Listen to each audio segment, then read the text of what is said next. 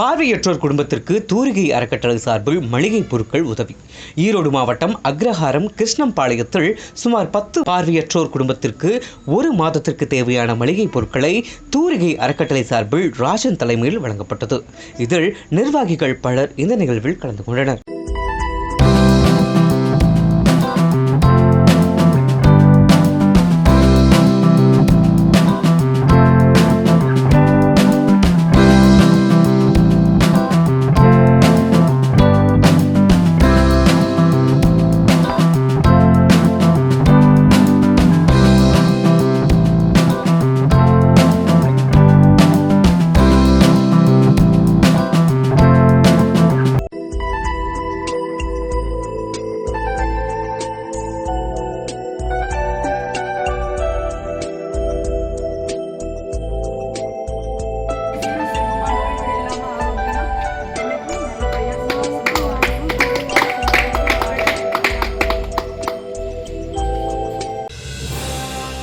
உள்ளது உள்ளபடி உண்மையின் குரலாய், நிகழ்வுகளின் ஒளியாய், டிஜிட்டல் வாய்ஸ் தமிழ்.